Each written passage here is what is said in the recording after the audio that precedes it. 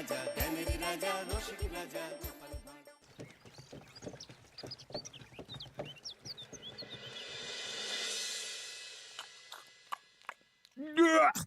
আরে বাবা, কি বিশ্রী রান্না হয়েছে! তরকারিতে কি কোনো জিরে বাটা হয়নি নাকি? কই গো রাধুনী ঠাকুর, কোথায় গেলে? এদিকে এসো। বলুন রানীমা। বলছি, তুমি তো রাজবাড়িতে দীর্ঘদিন ধরেই রান্না করছো, কিন্তু ইদানি তোমার রান্না এত বেস্বাদ লাগছে কেন? সে তো আমি বলতে পারবো না, আমি তো আগের মতনই রান্না করি। ছোট মুখে বড় কথা বলছি, আমি কিছু বলতে চাই রানীমা। এই, তুই আবার পাকামো করতে এসছিস কেন রে? তোকে কি রানীমা ডেকেছেন নাকি? আহ, কি বলতে চাইছে শুনেই দেখি না, বলো। রানীমা, এখন আর রাঁধুনি ঠাকুর আগের মতো যত্ন নিয়ে রান্না করেন না।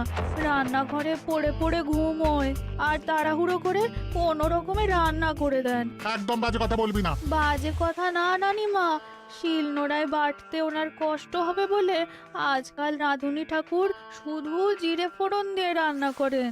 এত বেতন দিয়ে তোমাকে রাখা হয় কি এই ফাঁকিবাজির জন্যে? কি মানে, ভুল হয়ে গেছে। এর যদি এই ভুল করার ইচ্ছে হয় তাহলে তল্পি তল্পা গুটিয়ে বাড়ি গিয়ে ভুল করো, মনে থাকবে? মনে থাকবে মহারাজ। কি হচ্ছে বলো তো রানী? সকালে বাগানে পায়চারি করছিলাম, দেখি মালি একটা গাছেও জল দেয়নি। এই গরমে জল না পেলে যে গাছপালাগুলো মরে যাবে। সবাইকে এবার মনে হচ্ছে বলে বলে কাজ করাতে হবে।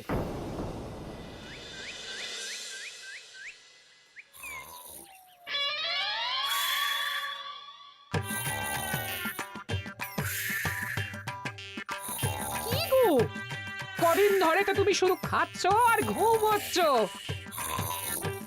বাজার দোকান কিছুই নেই গো, রাজসভাতেও যাও না। কি যে করি। কি গো দিদা, দাদু আজও ঘুমোচ্ছে? কি বলবো বলতো? আমরা কিছু একটা ব্যবস্থা করছি, দাঁড়াও।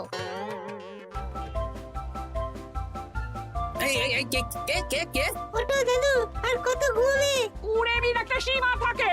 ওঠো বলছি, ওঠো, ওঠো না। আহ, আমি বুঝতে পারছি বাড়ির কাজ, বাজার দোকান এসব না করার জন্য তুমি পড়ে পড়ে ঘুমোচ্ছ। দাদু কাজে ফাঁকি দিচ্ছে দিদা। দে পুটি, আর সরসরি দে, দে।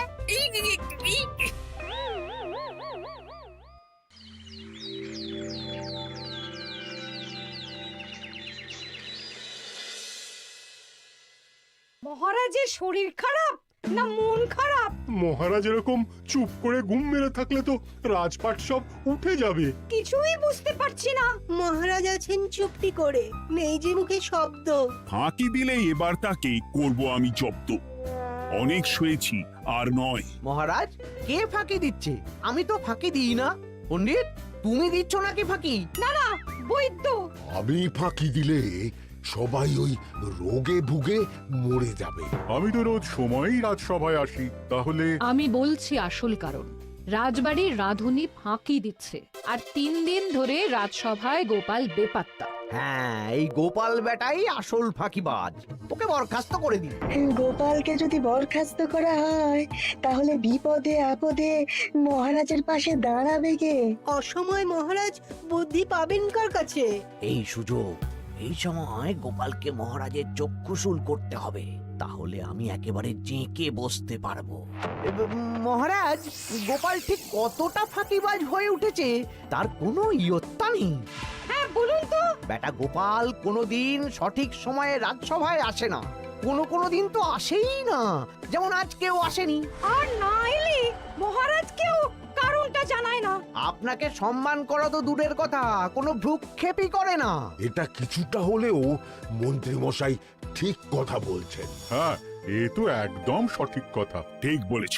প্রহরী, প্রহরী, বলুন মহারাজ। তুমি আরেকজনকে সাথে নিয়ে এক্ষুনি গোপালকে তুলে নিয়ে এসো। আচ্ছা মহারাজ। বলি, তুমি আজকেও রাজসভায় কামাই করবে? অর্ধেক দিন কামাই করলে বেতন কাটা যাবে গো। গিন্নিমা, গোপালকে মহারাজ ডাকলেন। ওই দেখো, রাজবাড়ি থেকে প্রহরীও ডাকতে এসেছে। ওহ, মহারাজের আদেশ না শুনলে তোমাকে তুলে নিয়ে যেতে বাধ্য হব। আরে দাঁড়িয়ে দেখছিস কি? তুলে নিয়ে চল। ঠিক বলেছিস, তুই হাত ধর আর আমি পা ধরি। আমরা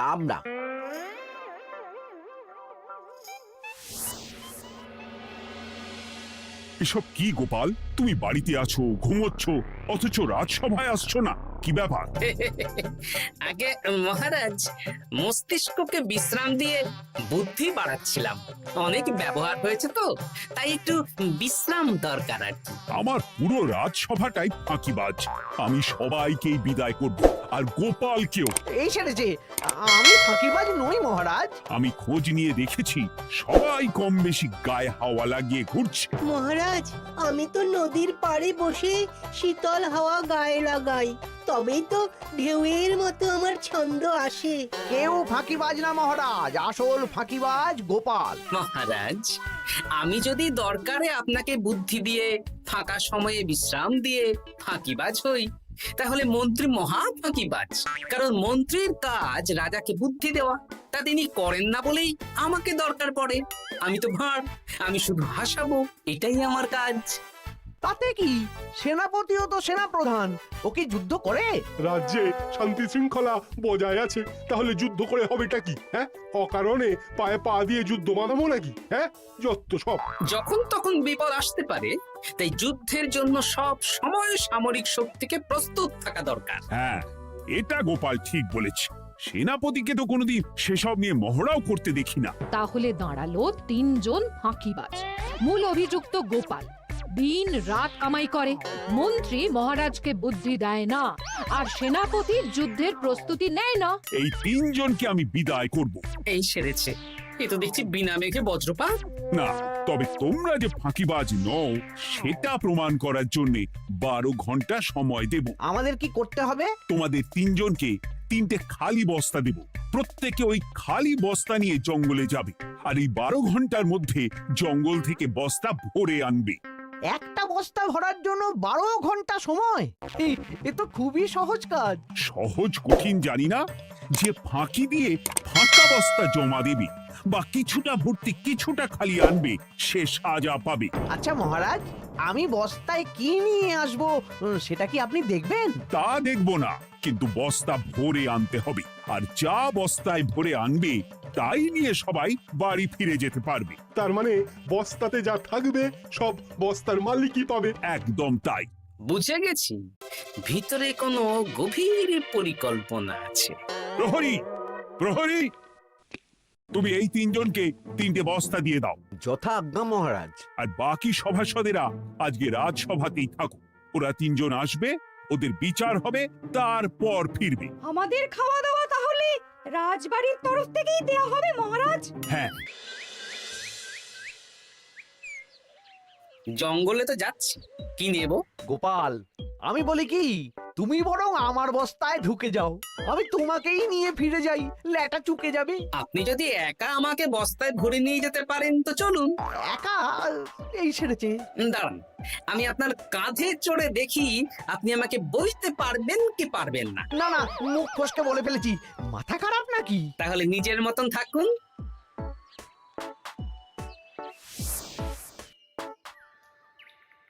এমন কি বা আছে এই জঙ্গলে?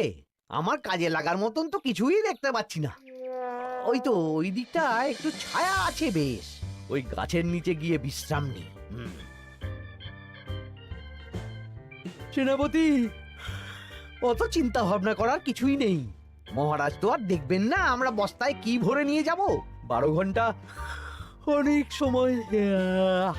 এখন বিশ্রাম নাও। আপনার ইঁদুরের পেট, আপনি বিশ্রাম নিন। দেখি জঙ্গলে থেকে কিছু ফল পেড়ে আগে খাই, তারপর না হয় ওই বস্তাটা ওই ফলমূলের খোসা আর মাটিতে পড়ে থাকা পাতা দিয়ে ভরিয়ে মহারাজের কাছে নিয়ে যাব। হ্যাঁ, বস্তা যখন বাড়ি নিয়েই যেতে পারবো, তাহলে বনের সব থেকে ভালো ভালো ফলগুলো আগে ভরে নি। গিন্নিকে এবার বলবো, বাজার আনি না তো কি হয়েছে, দেখো কত ফল এনেছি। যাই, এর থেকে কিছু মহারাজকে ভেট দেব, মহারাজ বেশ খুশি হবেন।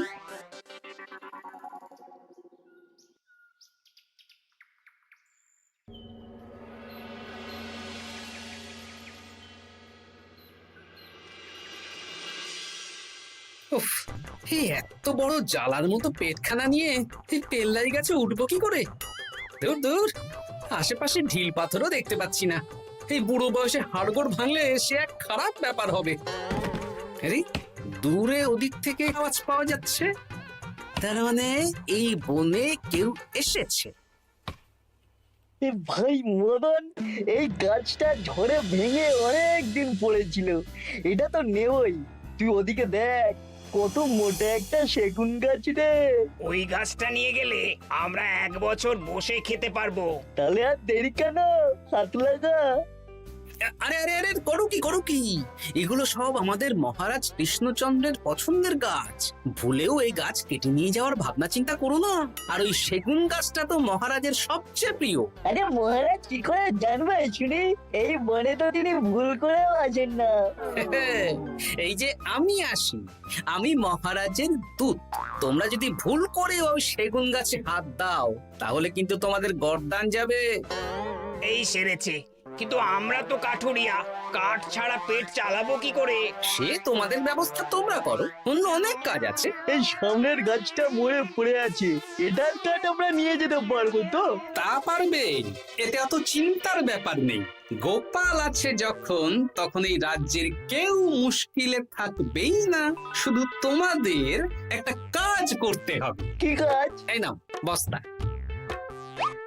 আমার জন্য এই জঙ্গল থেকে টাটকা বিভিন্ন ফল পেড়ে এই বস্তা ভরে দাও, তাহলে মহারাজকে আর তোমাদের কথা বলবো না, বুঝলে? আর তোমাদের যাতে রাজবাড়িতে কোনো কাজ হয় সেই নিয়ে মহারাজের কাছে সুপারিশও করো, কেমন? বেশ বেশ, তুমি তাহলে এখন এখানে বিশ্রাম করো, আমরা তোমার বস্তা ভরে ফল নিয়ে আসছি। ঠিক আছে, আমি তোমাদের কুঠার পাহারা দিচ্ছি, তোমরা ভালো তরতাজা ফল বস্তায় ভরে নিয়ে এসো।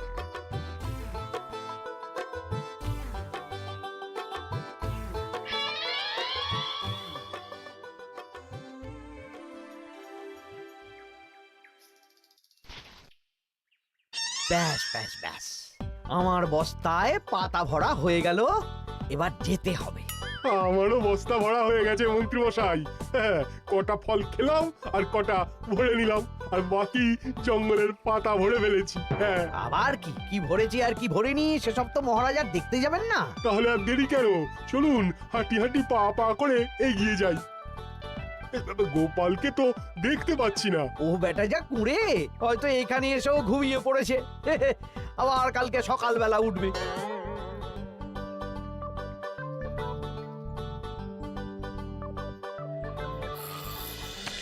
এই যে ভাইয়া, এই যে। হ্যাঁ, কে কে? আমরা। ও বলো, বস্তা ভরে এনেছো? হ্যাঁ, ভরে এনেছি। তাহলে চলো রাজসভায় যাই, তোমাদের একেবারে মহারাজের সাথে পরিচয়ও করিয়ে দেবো, আর কাজের ব্যাপারেও বলবো। চলুন। চলো চলো চলো।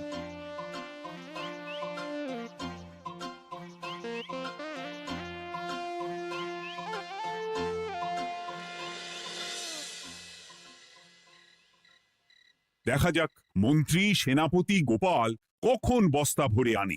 এই তো চলে এসেছি, বিশ্রাম নিলাম, বস্তাও ভরে ফেললাম। এই দেখুন মহারাজ, আমিও বস্তা ভরে এনেছি। বাহ, তোমাদের বস্তা দেখে তো মনে হচ্ছে খুব হালকা। হ্যাঁ, আপনি যখন আমাদের বস্তা ভরে কি এনেছি সেটা দেখবেন না, তখন অত খাটাখাটনি করে কি লাভ মহারাজ? কিন্তু গোপালের এখনো অবধি দেখা নেই, ও কি সোনা গয়না ভরে আনছে? গোপাল যা কুঁড়ে আর ঘুমকাতুরে, হয়তো জঙ্গলেও ঘুমিয়েই পড়েছে। মহারাজ, আপনি একটা কাজ করুন, আমাকে আর মন্ত্রী মশাইকে যুগ্মভাবে বিজয়ী ঘোষণা করে দিন, ব্যাস। এত তাড়া কিসের? বাবা বাবা বাবা বাবা, তোমরা তিনজনেই বস্তা ভরে এনেছো, আমি খুব খুশি। আমার কথা শুনে কাজ করেছো, তোমরা তিনজনেই বিজয়ী। এবার বাড়ি যাও, যাও। গোপাল কি করে বিজয়ী হয় মহারাজ? এই বস্তা ভরে নিয়ে আসাতেও তো ওর ফাঁকিবাজি ধরা পড়ছে। কিসের ফাঁকিবাজি? এই যে দুটো লোক তোমার হয়ে বস্তা বয়ে আনলো, সে তো মহারাজ সহ আমরা সবাই দেখতেই পেলাম। তা তো ঠিক, গোপাল নিজে হাতে বস্তা ভরে আনেনি। মহারাজ বস্তা ভরে আনতে বলেছেন, আমি এনেছি, এখানেই কথা শেষ। আমি কাকে দিয়ে বস্তা ভরালাম, কে আমাকে সাহায্য করলো, সেসব তো কোনো শর্ত আরোপ করা ছিল না। কিন্তু পরীক্ষাটা তো কে ফাঁকিবাজ সেটা প্রমাণ করার পরীক্ষা। এখানে তো তুমি ফাঁকি দিলে গোপাল। এটাও ঠিক কথা, তাহলে গোপালের শাস্তি পাওয়া উচিত। মহারাজ, আপনার শর্ত ছিল সেই ফাঁকিবাজ বলে প্রমাণিত হবে যে বস্তা খালি আনবে। এইখানে আপনি একটা ছোট্ট ভুল করেছেন মহারাজ। বস্তায় কি আছে সেটা দেখবেন না, আগেই বলে দিয়েছেন। তা তো বলেছি। আপনি নিশ্চয় জানেন পাঠশালায় কিছু ছাত্রছাত্রী থাকে যারা পড়ার বইয়ে মুখ গুজে বসে থাকলেও পড়ায় তাদের মন থাকে না, মাথাতেও পড়া ঢোকে না, তাই সেই পড়া তাদের কোনো কাজে লাগে না। কি পণ্ডিত মশাই, এদেরকেই তো বলে ফাঁকিবাজ। বিলক্ষণ, এরাই ফাঁকিবাজ। ধন্যবাদ। তেমনি আমি যদি বলি সেনাপতি আর মন্ত্রী মশাই ওই ফাঁকিবাজদের মতনই ফাঁকি দিয়ে বস্তা ভরেছে, তাই ওদের বস্তা এত হালকা। সে তো আমি বুঝতেই পারছি। কিন্তু আমার বস্তায় যা জিনিস ভরে এনেছি তা একার পক্ষে সংগ্রহ করা মুশকিল ছিল, তাই আমি দুজনের সহযোগিতা নিয়েছি। মহারাজ, আপনি কি বস্তা খুলে দেখবেন নাকি?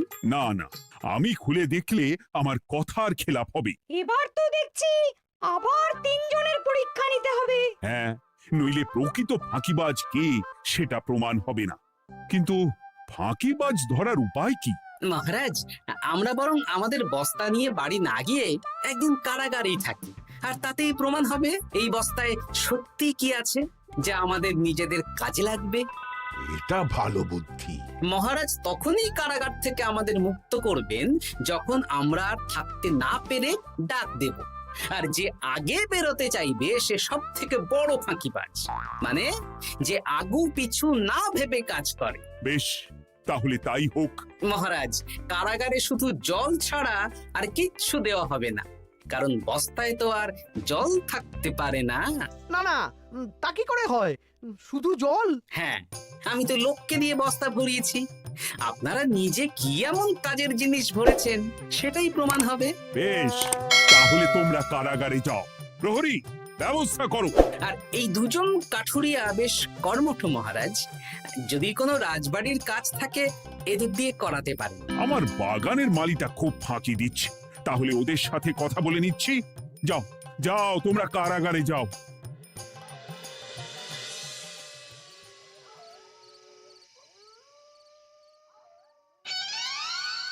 ওরে বাবারে, কি খিদে খিদে পাচ্ছে রে। দেখি বস্তায় কি আছে দেখি।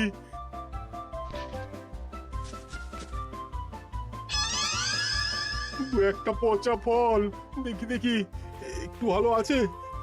এটা একটু ভালো আছে, হ্যাঁ এটাই খাই, হ্যাঁ এটাই খাই।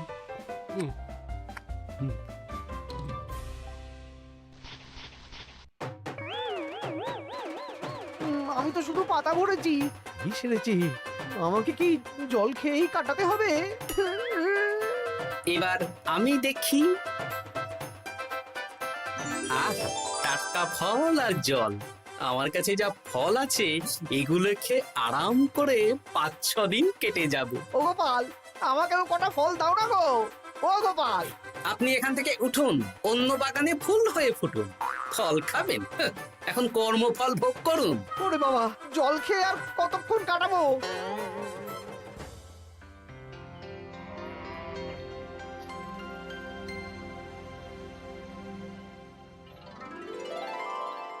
উফ, পেটটা চুই চুই করছে, কি খিদে পেয়েছে না।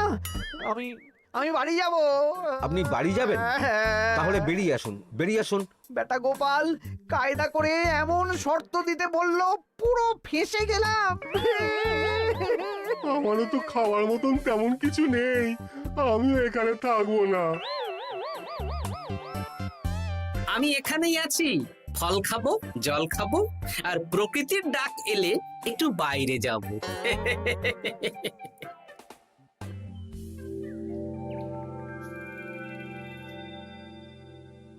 কি তোমরা কারাগারে এক রাতের বেশি তো থাকতেই পারলে না? কি আর করব বলুন মহারাজ, আমরা তো আর গোপালের মতন বস্তা ভরে টাটকা ফল নিয়ে আসিনি। বেটা গোপাল আমাদের দেখিয়ে দেখিয়ে ফল খাচ্ছিল, ওতে আমাদের খিদে আরো বেড়ে যাচ্ছিল। তাহলে এরা দুজনে তো হার মেনে নিল। গোপাল কি করছে? গোপাল খাচ্ছে আর ঘুমোচ্ছে। ওকেও নিয়ে এসো। আচ্ছা মহারাজ। একই মহারাজ, আমার তো এখনো বাইরে আসার ইচ্ছে হয়নি। কি আর করা যাবে, ওরা হার মেনে নিয়েছে, তার মানে তুমি জয়ী হয়ে গেলে গোপাল। আমার বস্তায় ভরে অনেক ফল এনেছিলাম, এখনো অনেক আছে। আপনি তাহলে বাকি ফলগুলো নিয়ে নিন। তাহলে তো এটাই প্রমাণ হলো গোপাল কাজের সময় ফাঁকিবাজি দেয় না, শুধু বুদ্ধি বাড়ানোর জন্য একটু বেশি ঘুমোয়। এই নাও গোপাল, তোমার উপহার। মহারাজ, আমি সময়ের কাজ সময়ে করি আর বাকি সময় একটু ঘুমাই। আমার এখন ঘুম দরকার মহারাজ, কাল থেকে অনেক ধকল গেল যে। বেশ, তোমাকে ঘুমানোর জন্য 1 সপ্তাহ ছুটি দেওয়া হলো। ধন্যবাদ মহারাজ। কি সেনাপতি আর মন্ত্রীমশাই, এবার বুঝলেন তো ফাঁকি দিলেই ফাঁকে পড়তে হয়, তাই কাজ করলে ভেবে চিন্তে করুন। চলি, খুব ঘুম পাচ্ছে।